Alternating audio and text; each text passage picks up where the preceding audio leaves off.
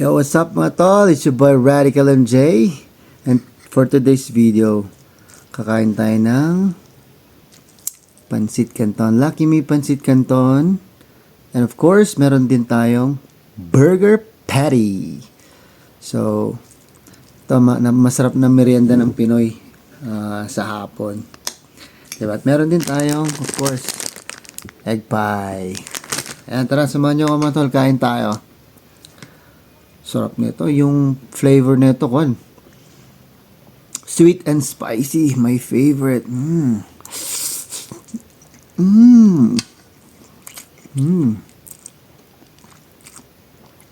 Sarap talaga.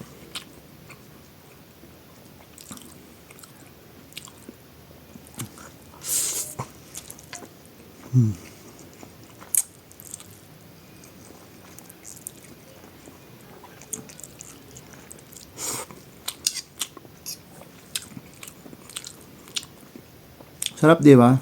Kayo rin ba mga tao mahilig kayong kumain ng Pansit Canton? Yung favorite yung flavor.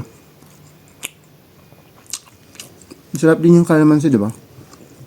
Pero ito, pinaka-favorite ko. Yung sweet and chili. Yung lasa niya kasi balance, magkahalong matamis, manghang, medyo salty. Perfect. Nandito na lahat ng lasa. Look.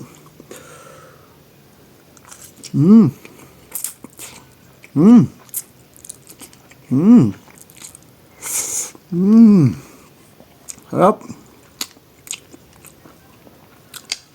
Pero syempre mga tol, hindi pa rin advisable kumain ng ganito madalas. Kasi syempre, hindi ito maganda sa katawan. Because of the, ano yun yung balot ng canton mismo, para tumigas siya. Parang may wax, di ba? Kaya pag nagluluto kayo ng Pansit Canton, make sure napakulan yung mabuti. Para at least less harmful sa katawan. Pero wala eh. Pinoy tayo eh. Ito yung nakasanayan natin eh. Diba? Mura lang. Tapos nakakabusog talaga. Usually, ang bagay na ito talaga, boiled egg or sunny-side egg. Perfect. But since may natira sa pagkain ng mga bata, yun lang. Sayang. Kaysa pakain sa aso, ako na lang kakain. Sarap.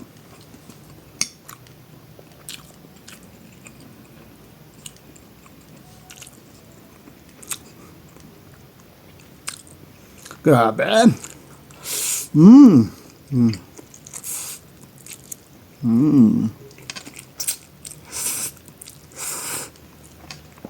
Okay. Ayun muna ako mga tol. Malamang pagkatapos mong panoorin to, magluluto ka rin ng Pansit Canton, mga promise. Peace!